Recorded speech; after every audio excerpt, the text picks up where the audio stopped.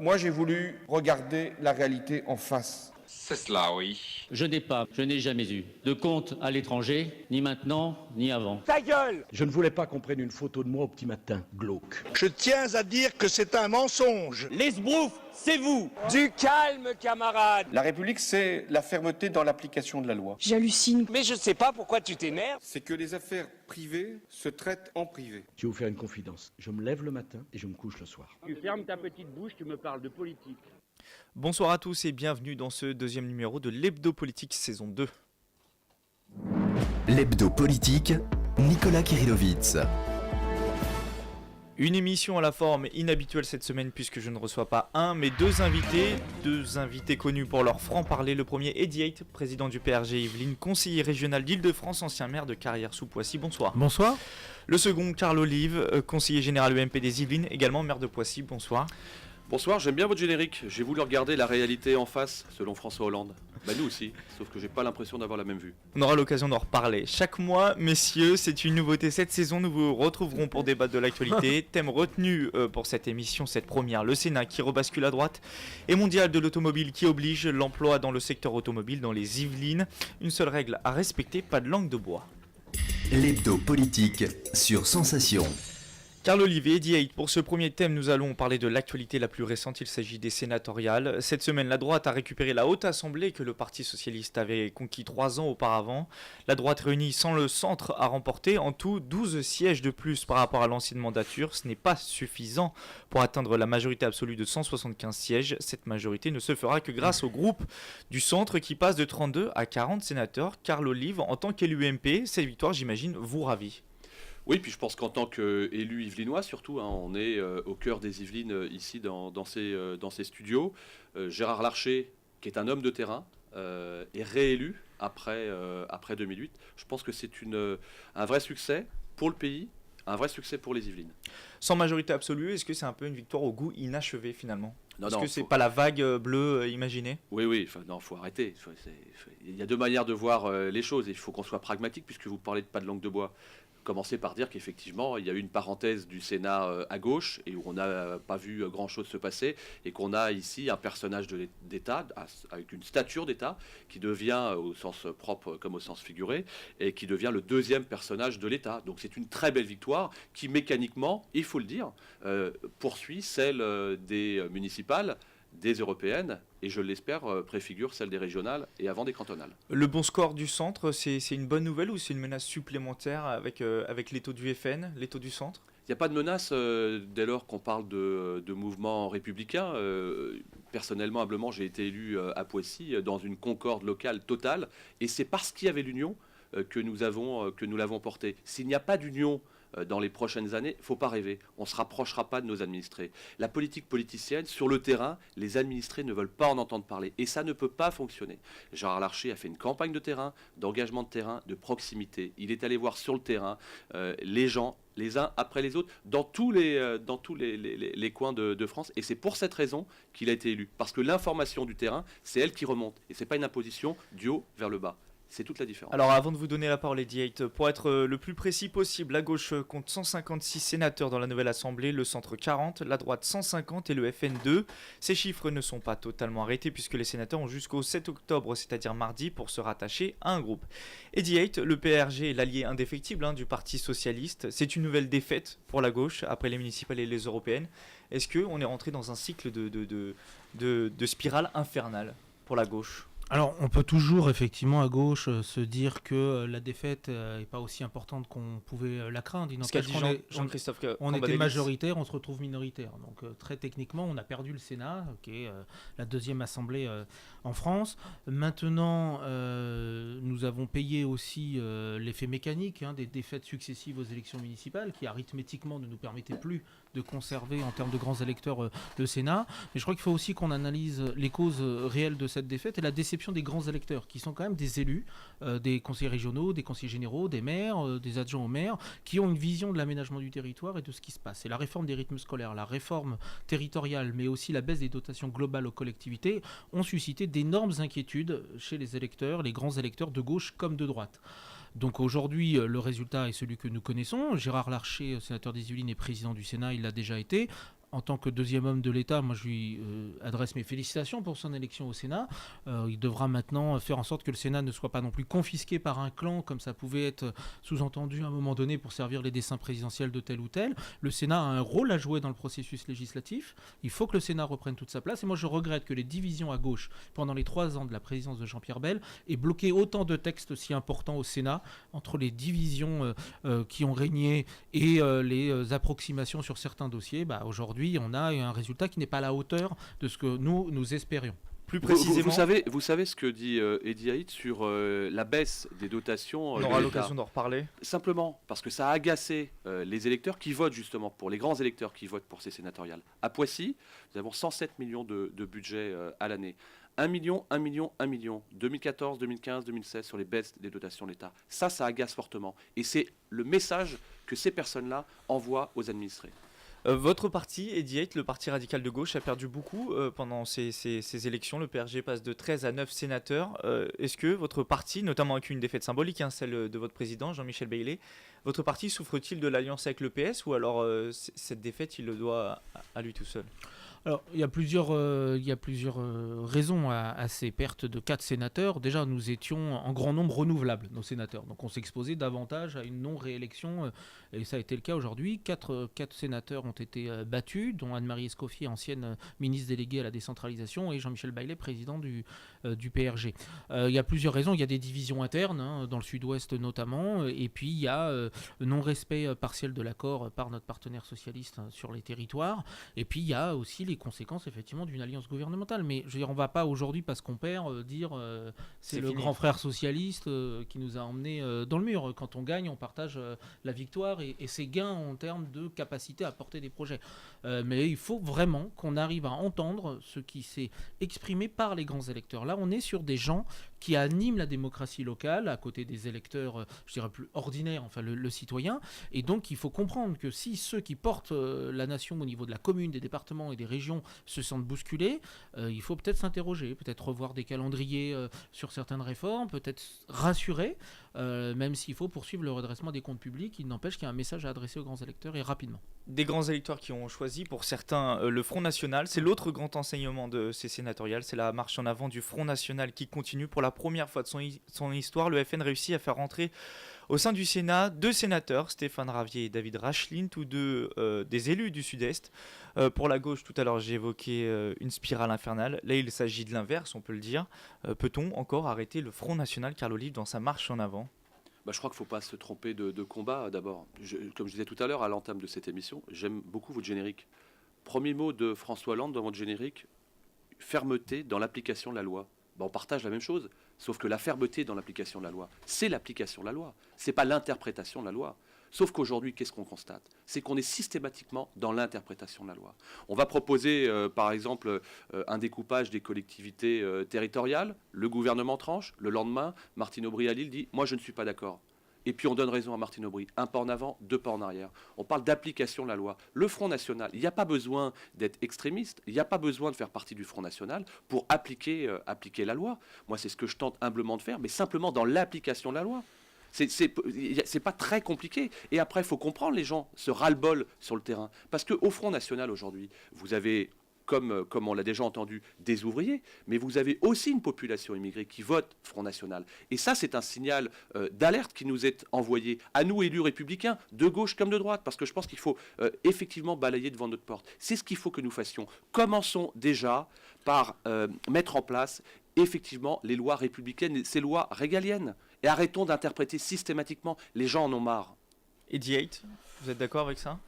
Il y a un avantage à ce que le Front National, si je peux m'exprimer comme ça, rentre au Sénat, c'est que maintenant ces idées vont être combattues sur le plan démocratique dans le cadre de la confrontation législative des textes. Ils auront un réel poids, vous pensez, avec 2 sénateurs ? Je dis juste que maintenant on va pouvoir les ramener à ce qu'ils sont, c'est-à-dire des gens qui profitent d'une niche et d'une opportunité élective, ça c'est sûr. Et quand on voit la façon dont ils gèrent leur mairie, aujourd'hui les différents scandales qui chaque semaine se succèdent, on peut vraiment se demander s'ils sont prêts à aujourd'hui gouverner le pays.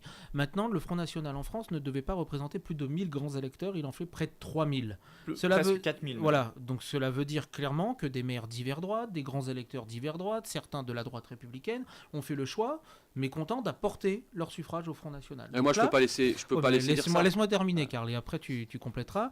Il n'empêche que c'est la réalité des grands électeurs, vu les territoires où ils ont élu 2 sénateurs. Ça peut pas être des électeurs de gauche, vu le faible suffrage qu'ils ont fait. Donc aujourd'hui, il y a quand même une nécessité à redresser la barre dans tous les camps. C'est-à-dire la gauche a rappelé qu'elle est là pour l'autorité républicaine et la justice sociale, et à la droite à ne pas courir après des champs et des thématiques pour lesquelles de toute façon on sera toujours en retard. Voilà. Et j'espère pour eux que la primaire qui s'ouvre au sein de l'UMP permettra de clarifier les positions et de ne pas être une surenchère et une course à l'échalote derrière les thèmes d'extrême droite du Front National. Karl Olive, vous pensez qu'il n'y a pas de grands électeurs de droite qui ont voté pour le Front National ? Non, moi je suis pas d'accord avec Eddie Yates. On dit souvent le chameau voit pas sa bosse. À chaque fois qu'il y a eu un gouvernement de gauche, le Front National n'a jamais été aussi élevé. Et je vais vous l'expliquer. Ce qui n'était pas le cas en 2002. Là, on parle des grands Attendez, électeurs. non, mais je vais vous expliquer. C'est plus grave. Qu'est-ce qui s'est passé au municipal ? Le mode de scrutin a été modifié par la gauche pour faire rentrer effectivement le Front National dans la cour plus que jamais, avec 10% des inscrits qui permettaient au Front National d'être au second tour, là où c'était 12% des exprimés. Ce qui fait qu'on a eu un paquet d'élus de Front National qui sont arrivés dans les collectivités municipales, et ensuite les gens se sont lâchés et la gauche a été prise à son propre jeu. Regardez ce qui s'est passé au niveau ensuite des européennes, ça a été un fiasco total. Dans les Yvelines, la gauche arrive en 3e position quand le Front National parfois arrive en première, parce que les gens se sont lâchés. Donc moi je suis pas d'accord avec cette... On ne parle pas de la même élection. Je suis pas d'accord avec cette interprétation, parce que malgré tout ce sont, et vous l'avez dit, les grands électeurs... sénatoriales, ce ne sont pas des élections pour le Front National, on sait très bien. Qui vote au sénatorial, les grands électeurs, qui votent pour les grands électeurs, ce sont les administrés. Donc on parle bien de la même chose. Mais non. Vous savez très bien, Karl, que c'est pas la même chose, dans la mesure où aujourd'hui le grand électeur, il est libre de son choix, et c'est pas parce qu'il est porté le grand électeur UMP par des électeurs de droite qu'il peut pas voter autrement. Sinon, il y a des renversements de situation dans des départements qui sous-entendent des alliances parfois entre des sénateurs de gauche et des sénateurs de droite pour des répartitions, quand on voit le mode de scrutin qui est différencié par département. Et là, il y a forcément des maires sans étiquette et divers droite et de la droite républicaine qui se sont reportés sur le Front National. Sinon, c'est impossible qu'ils fassent près de 4000 grands électeurs. C'est techniquement impossible. Et les grands électeurs, ce ne sont pas les électeurs ordinaires. Messieurs, 2 sénateurs du Front National, est-ce que finalement c'est une vraie importance ? Bah oui, ou est-ce que c'est plus pour la symbolique ? La preuve, c'est que vous en donnez de l'importance. Ça fait 5 minutes qu'on parle du Front National. Vous voulez pas qu'on parle un peu des problématiques qu'on rencontre sur le terrain dans les Yvelines ? Alors là, je rejoins en partie Karl, et en même temps, le fait qu'ils siègent maintenant dans l'ensemble des assemblées qui gèrent des mairies vont permettre de démontrer à tous les Français leur incapacité à gérer et leur impuissance à porter des textes. Voilà. Parce que 2 sénateurs, ça ne sert strictement à rien, ils seront non inscrits, et je ne souhaite pas qu'ils soient plus nombreux. Néanmoins, le fait qu'ils y siègent, ça permettra très clairement de voir ce qu'ils sont réellement. Alors on en a parlé un petit peu tout à l'heure. À la suite des sénatoriales, un nouveau président du Sénat a été élu. Il s'agit de Gérard Larcher, homme politique de notre département. Gérard Larcher qui a déjà occupé le plateau entre 2008 et 2011. Le plateau, c'est le surnom donné au fauteuil du président. Karl Olive, cette élection, c'est dommage pour le renouvellement, ou est-ce finalement une bonne chose, lui qui connaît si bien cette institution, lui qui est élu au Sénat depuis 1986 ? Je crois que c'est un fort message qui est envoyé par cette élection. Là, on parlait de clivage avec des candidats pro-fillonistes, des candidats pro-sarkozystes. Aujourd'hui, avec le retour de Gérard Larcher, on a un homme d'État qui arrive, et c'est un vrai message qui est envoyé pour la suite. Et je le dis très concrètement, y compris pour la droite. Soit effectivement il y a un consensus, soit effectivement on travaille en équipe, et c'est la seule solution pour gagner 2017. Soit on l'a pas compris, et on continue à brouiller ce qui se passe au niveau national, qu'on connaît nous dans la famille de droite depuis maintenant 2-3 ans, et y compris à gauche, mais je plaide pas pour ma paroisse, par rapport à cela, de 2 choses l'une. Soit effectivement on a entendu le message qui vient de se passer au Sénat, institution, sage, consensuelle, et ça a fonctionné, avec un score qui est supérieur, vous ne l'avez pas dit, pour Gérard Larcher à celui de 2008. Soit, effectivement, on n'a pas compris, et on continue la désaffection avec nos administrés. Et pour la gauche, la nomination de Gérard Larcher, c'est une bonne nouvelle, lui qui est dit, on sait qu'il est peut-être moins clivant, moins politisé que Jean-Pierre Raffarin, qui était l'autre candidat de l'UMP. Depuis maintenant 2011, on a un renouvellement par 50% du Sénat à chaque fois. Donc il y a une dimension nationale qui est donnée à la lecture des résultats du Sénat. Jusqu'avant, personne s'en souciait, c'était renouvelé par tiers tous les 3 ans. Ça restait une élection très particulière et qui donnait la richesse qui constitue le Sénat, c'est-à-dire quelque chose d'assez intemporel, en dehors du rythme frénétique des élections permanentes. Le Sénat a besoin de retrouver, ou en tout cas a besoin qu'on réexplique aux gens ce qu'il est réellement. C'est une chambre qui vient participer au processus législatif, dégager d'une partie des contingences électives permanentes. Contrôler le gouvernement. Voilà, bien sûr, contrôler le gouvernement. Et si on intègre cela, on peut comprendre le fonctionnement particulier du Sénat. Alors, on peut toujours dire que le Sénat ne se renouvelle pas. C'est vrai que le taux de femmes sénatrices est toujours faible, même si on a eu 10 de plus. 25%, je voilà, 25%, on est très très loin quand même d'être en représentation de ce que constituent les grands électeurs. Maintenant, Gérard Larcher est sénateur depuis 86. Néanmoins, je dirais, et ça c'est le choix de l'UMP de l'avoir désigné, il est aujourd'hui président du Sénat, c'est le 2e homme de l'État. Moi, je souhaite que le Sénat occupe la place qui est la sienne et ne soit pas mis entre les mains de celles et ceux qui courent à la présidentielle. Les assemblées ne doivent pas être confisquées par un clan parce qu'elles sont au service de la nation. Voilà. Gérard Larcher a démontré sa capacité à rassembler. Je n'appartiens pas à sa famille politique. Quand j'étais maire, il est venu me rendre visite à plusieurs reprises pour travailler sur les dossiers. Je ne doute pas de sa capacité républicaine. D'ailleurs, il est assez radical socialiste dans l'esprit, quand on connaît un peu son parcours, son histoire, et puis son élection à Rambouillet, qui était détenue par une ancienne maire radicale. Maintenant, il va falloir que le Sénat prouve sa capacité à être bien utile et que l'UMP Gérard Larcher prouve qu'il n'est pas au service d'un clan. Carl Olive, vous l'avez évoqué tout à l'heure, Jean-Pierre Raffarin était plus ou moins le candidat de Nicolas Sarkozy. L'élection de Gérard Larcher, que l'on sait proche de François Fillon, est-ce que c'est une défaite pour l'ancien président ? On va parler rapidement de Nicolas Sarkozy dans ce... Non, c'est pas une défaite pour l'ancien président, parce que je pense qu'il ne faut pas se tromper d'étape. En revanche, c'est un formidable espoir mécanique pour les futures élections. Le Sénat, qui a basculé en 2011, était ni plus ni moins qu'un tremplin pour l'élection présidentielle de 2012, parce que les Français, et c'est normal, certainement, naturellement, Vous pensez que le scénario sera le même ? Je vous l'écris aujourd'hui. Je vous l'écris aujourd'hui parce qu'on a la garantie d'indépendance d'esprit avec Gérard Larcher. Je pense que Eddie Heath en a fait la parfaite démonstration à l'instant. Et derrière, je pense que si nous sommes dans l'engagement de terrain, de proximité, de transparence avec les électeurs, je pense que les cantonales vont bien se passer. Derrière, il y aura les régionales et on sera tous derrière Valérie Pécresse, en tout cas nous concernant. Nicolas Sarkozy a annoncé son retour politique il y a quelques jours. Il sera d'ailleurs en meeting à Vélizy demain. Eddie Heath, est-ce que vous croyez à la thèse du changement, au nouvel homme, avec de nouvelles idées ? Manifestement, il n'a pas beaucoup changé, puisqu'à chaque fois qu'il fixe des dates, c'est souvent en concurrence d'autres candidats contre lui qui ont des dates le même jour. Là, c'est le cas avec un candidat UMP qui est à Saint-Germain-en-Laye. C'est assez discourtois, d'après ce que je comprends, n'est pas forcément apprécié parmi ses camps. Maintenant, moi, la candidature de Sarkozy au sein de l'UMP, je veux dire, elle ne me concerne pas. À la primaire de... Je dirais, voilà, c'est leurs histoires. La présidence de l'UMP. J'ai jamais cru à l'homme providentiel aux politiques, même si je pense qu'il faut du charisme. Pour incarner les fonctions que l'on occupe. Maintenant, je ne crois pas que Nicolas Sarkozy puisse se renouveler. J'ai écouté, moi, le discours qu'il a tenu dans le Nord pour le premier meeting de sa campagne interne. C'est du 2007, c'est du 2012. Il a réactualisé le vocabulaire. Maintenant, je dirais, c'est à l'UMP de se choisir ses chefs et qu'ils fassent bien attention à ce qu'ils font de notre République s'ils étaient aux affaires de retour en 2017. Maintenant, juste pour répondre à Carl Olive, il ne faut pas, Carl, que le Sénat soit pris en otage par un camp politique. Donc, souhaitons que ce ne soit pas le cas. Maintenant, quant au cantonal et au régional, nous aurons sûrement l'occasion de nous y retrouver à l'une ou à l'autre et d'échanger. Derrière Valérie Pécresse ou Jean-Paul Huchon pour les régionales. Un autre champ s'ouvrira à ce moment-là. On confrontera le bilan et les perspectives, puisque contrairement à ce qu'on pense, Mme Pécresse n'est pas toute neuve non plus dans le personnel politique en Ile-de-France. Juste pour information, c'est Bruno Le Maire qui sera en meeting à Saint-Germain-en-Laye. Je ne savais plus qui c'était. Rapidement, avant la pause musicale, Carl Olive, sur le retour de Nicolas Sarkozy sur la scène politique, vous êtes dit quoi ? Ça y est, enfin, il est de retour. Il était temps. Moi, je me dis simplement que dans cette 5e République bonapartiste, on est toujours dans l'identification d'un leader. On peut dire ce qu'on veut de Nicolas Sarkozy, ça reste un leader et un formidable leader. Je dirais la même chose effectivement de celui qui l'a inspiré, cette 5e République, le général de Gaulle, mais je pourrais dire la même chose de François Mitterrand par exemple. Donc je suis très clair par rapport à cela. Il a un avantage par rapport aux autres, c'est qu'il a déjà occupé la fonction, et après il est effectivement dans une posture de changement. Moi je ne vous cache pas que l'annonce avant-hier du fait que le jour des législatives 2017 il proposerait quelques référendum, je trouve que ça me va bien, parce qu'effectivement, ça va enfin venir du terrain, sans imposition, depuis le haut vers le bas. Il est l'heure de faire une pause musicale dans l'hebdo politique. On se retrouve dans quelques minutes. On parlera emploi et automobile avec nos deux invités, Carl Olive et Eddie Haight. L'hebdo politique.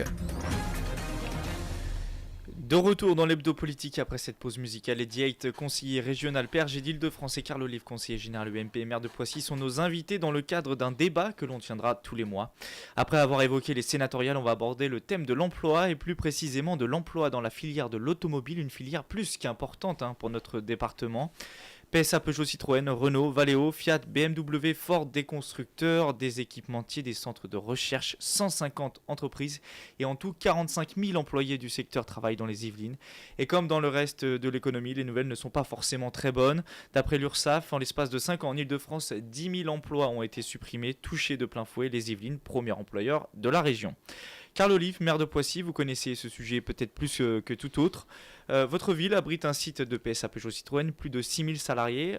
Quelle est d'ailleurs la situation sur ce site ? Récemment, 500 intérimaires n'ont pas été renouvelés. Est-ce que vous avez des garanties pour l'avenir en termes d'emploi et d'embauche pour le site de Poissy de PSA ? Écoutez, j'ai eu la chance d'être invité par Carlos Tavares la semaine dernière sur une radio nationale qui est RTL au grand jury. Et en fait, on a en tout cas l'assurance, mais aujourd'hui, qui pourrait dire ça ? Que jusqu'en 2017-2018, l'industrie sur Poissy est maintenue, et plus que maintenue, puisqu'on aura le lancement qui sera annoncé au printemps prochain d'un futur segment, le segment 2, donc un milieu de gamme premium qui sera proposé aux Français. Vous l'avez dit, on ne se trompe pas de combat, encore une fois. Le département des Yvelines, c'est le premier département auto de France. Sur Poissy, encore aujourd'hui, 48% de la population pissiacaise est impactée directement ou indirectement par Peugeot PSA. Et si je peux me permettre, on n'a pas oublié, en tout cas moi je n'ai pas oublié qu'en 1955, le grand chantier de Poissy a permis à Simca Chrysler à l'époque de construire les 2000 logements que nous avons à Borgard et à la Coudray, financés par l'industrie automobile. Comment se porte le secteur automobile dans les Yvelines ? Je vous propose d'écouter la réponse de Jean-François Kondratiuk, délégué force ouvrière de l'usine Peugeot Poissy. Ce que l'on voit quand même, c'est que si on se rapporte la situation d'il y a 20 ans, les effectifs ont baissé de façon considérable. Vous prenez par exemple Plein qui était à plus de 20 000, aujourd'hui se retrouve un peu plus de 2 000. PSA qui était à 16 000, nous ne sommes plus, PSA Poissy, nous ne sommes plus qu'à 6 000. Sans compter les centres d'études, même si les effectifs sont maintenus, mais disons que les effectifs ont baissé et les équipementiers ont proportionnellement à leur situation et à leur activité avec les constructeurs Peugeot, Citroën et Renault, ont baissé pareil. Quelle est la capacité d'un maire face à une machine telle que PSA ? Est-ce que vous avez un pouvoir d'influence ? On a un pouvoir de soutien.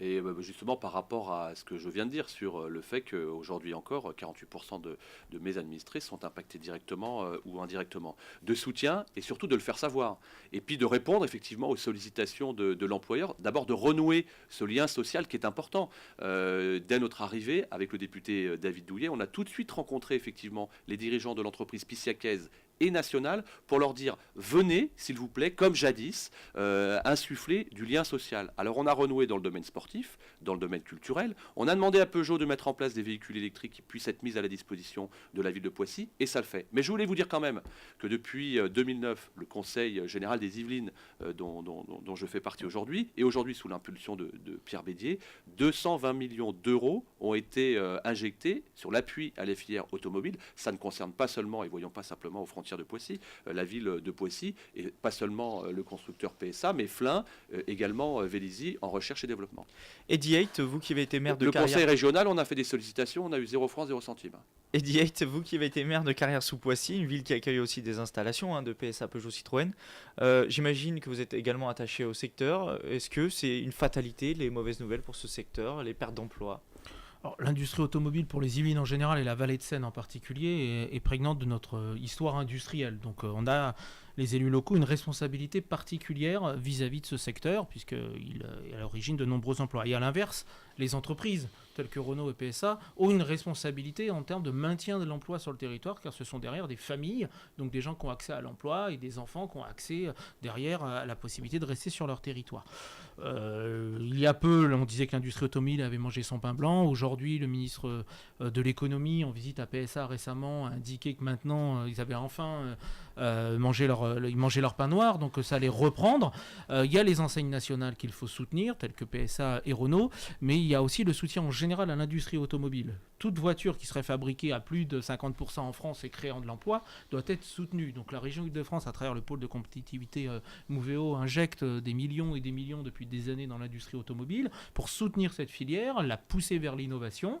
Et il faut aussi que les industriels entendent cette demande d'innovation et de création de nouvelles frontières qui débouchent de l'industrie automobile aujourd'hui. À propos des subventions qui ont été demandées au Conseil régional, vous répondez quoi ? Que Carl Olive est déjà en campagne pour les élections régionales, mais qu'on aura l'occasion de s'affronter bientôt. Par rapport à ce que vous disiez, Nicolas, à juste titre, vous me parliez des 500 intérimaires. Alors effectivement, c'est des qui n'ont pas été renouvelés. Qui n'ont pas été renouvelés, des fins de CDD. Et aujourd'hui, on a une économie et une difficulté, et Edith vient d'en parler, qui est telle que c'est compliqué. Soyons force de proposition, nous les élus de terrain, et je pense qu'on partage la même chose avec Edith. Aujourd'hui, nous avons RFF, donc Réseau Ferré de France, qui prépare la future ligne EOL, qui recherche justement des personnels avec un appel à projet sur 900 personnes. Nous sommes allés voir la direction d'RFF avec le député Douillet, et nous leur avons parlé effectivement de cette problématique avec ces fins d'intérimaires à Peugeot-Poissy. Il y a peut-être des possibilités. Faisons des pactes de transitivité par rapport à cela, plutôt que de glosser en long, en large, en travers, en critiquant les uns les autres. Edith, les dotations aux collectivités territoriales ne cessent de baisser. Le projet de budget de l'État pour 2015 n'y échappe pas, moins 3,7 milliards d'euros l'année prochaine. La région peut-elle aujourd'hui soutenir la filière automobile en cas de graves difficultés ? Est-ce qu'elle en a encore les moyens ? On le fait depuis des années, on continue. Est-ce que ça sera encore possible demain ? Les arbitrages budgétaires à la région sont en cours d'être élaborés. Nous votons notre budget en décembre de chaque année. Le soutien à l'activité économique et à l'emploi sont des priorités. Nous étions encore il y a une dizaine de jours en séance plénière. Nous avons débattu de 2 délibérations sur la sécurisation des emplois et la facilitation des demandeurs d'emploi aux formations. Car aujourd'hui, il y a ceux qui ont une activité, ceux qui vont en sortir et ceux qui n'en trouvent pas. Donc la région Île-de-France intervient en général sur l'aide à l'emploi à travers la formation. L'idée est de mettre en place un chéquier unique d'Île-de-France d'accès à la formation, parce que la formation est un moyen utile, reconnu et durable d'accès à l'emploi ou de retour à l'emploi. Et l'industrie automobile, nous luttons déjà pour qu'il y ait de moins en moins de pertes d'emplois possibles. Et c'est vrai que c'est très très compliqué. Je veux vous couper parce que j'entends bien ce que vous dites sur l'ouverture à la formation et on ne peut que se louer de cela. Alors expliquez-moi pourquoi la région Île-de-France ne donne pas un copec pour l'apprentissage. Expliquez-moi pourquoi la région Île-de-France est totalement absente effectivement de ces dispositifs. D'un côté, et c'est dogmatique, et d'un côté on voit que l'apprentissage est un passeport pour l'emploi, et aujourd'hui il faut attendre effectivement une injection de l'État, comme si l'État découvrait aujourd'hui que l'apprentissage est un passeport pour l'emploi. Comme j'aime à dire, 1 500 000 apprentis en Allemagne, on est à peine à 500 000 en France. Donc à un moment donné, il faut se poser les bonnes questions. Alors, on va recentrer un peu le débat ? Mais juste pour répondre, parce que là il doit y avoir confusion. L'apprentissage est une compétence obligatoire de la région Île-de-France. Donc on y intervient de la même façon qu'on soutient le CFA de l'industrie automobile. Alors, je ne veux pas vous prendre... Donc il n'y a aucun souci. Je suis administrateur de nombreux CFA sur la ville de Poissy et ils n'ont jamais manqué de centimes d'euros. Vérifiez, puis on en reparle sur une prochaine émission. Il n'y a aucun souci sur ça. Le vice-président à la formation professionnelle et à l'apprentissage fait son travail de façon excellente. Je vous propose qu'on en reparle. Et je vous propose qu'on le rencontre ensemble. Et vous verrez à quel point on y investit beaucoup de millions d'euros. En tant qu'élu du département, est-ce que vous dites stop à la cure d'amaigrissement ? Est-ce que vous dites il faut relancer l'investissement, arrêter de... Évidemment qu'il faut relancer l'investissement. L'équilibre budgétaire ? Évidemment qu'il faut relancer l'investissement.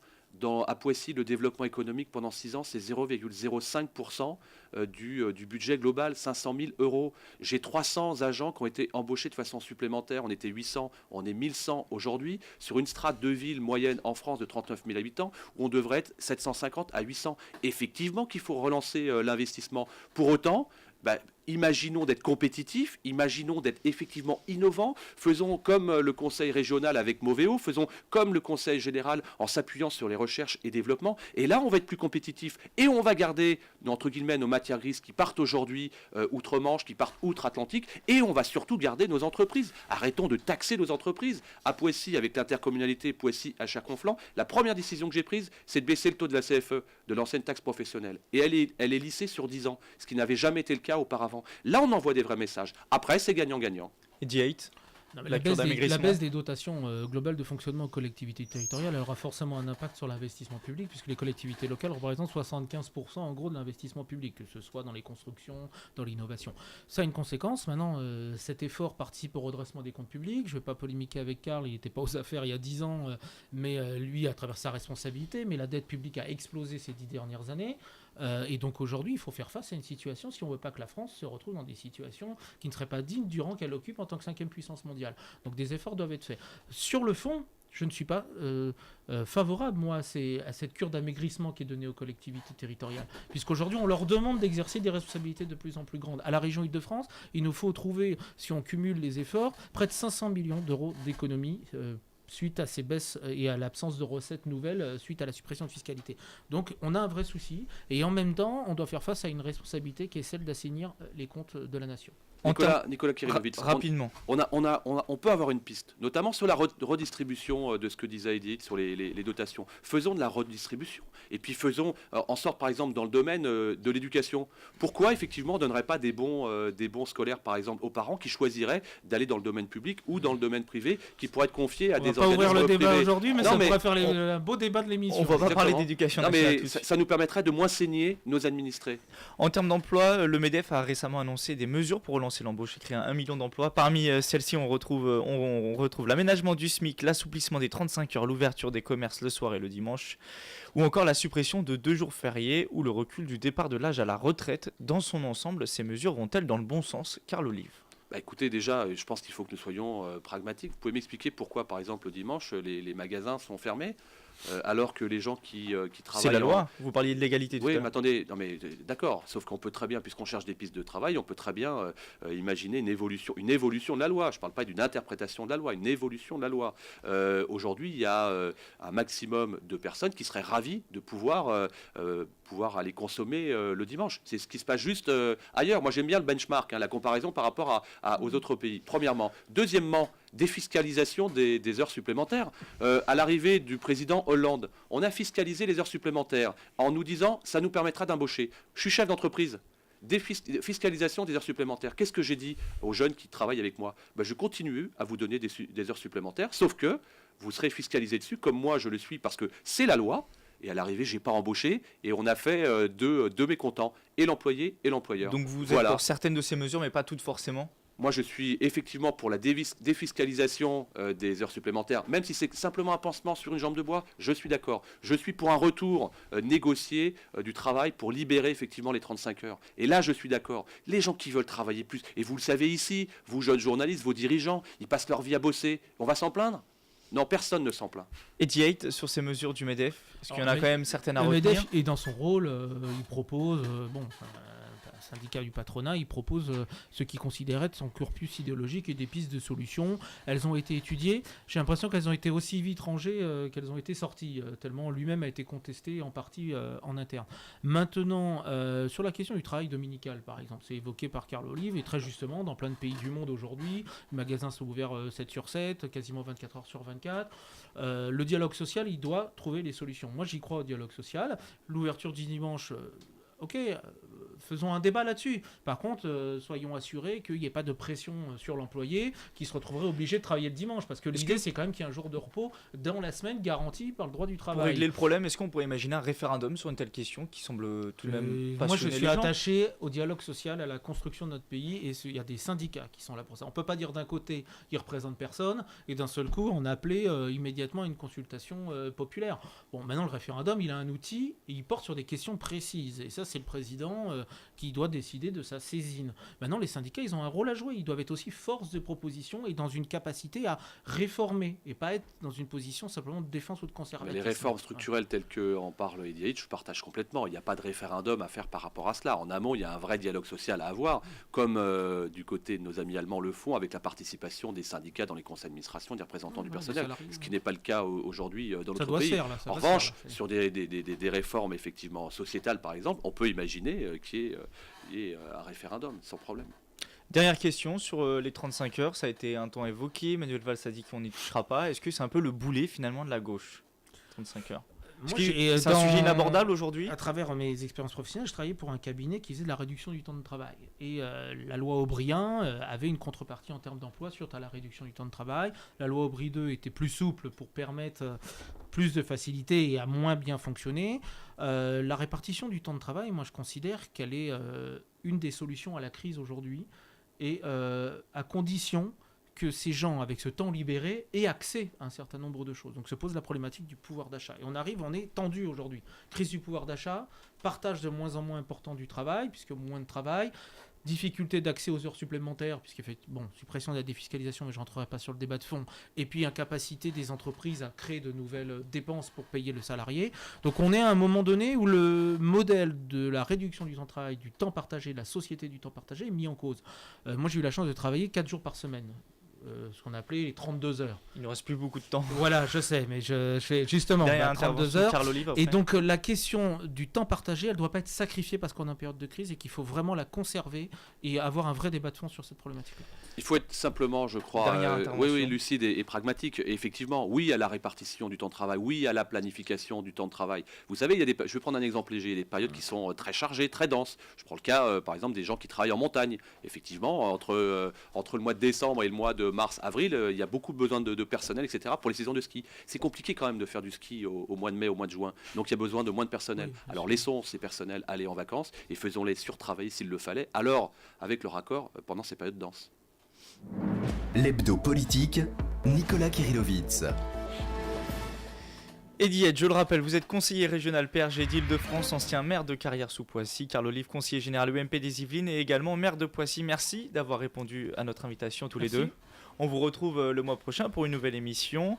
Une émission à revoir et à réécouter en podcast sur notre site radiosensation.fr. Dimanche prochain, nous irons à Strasbourg à la rencontre de Pervenche Berès, eurodéputé PS d'Île-de-France. D'ici là, bonne semaine, bonne fin de soirée sur Sensation. L'hebdo politique sur Sensation.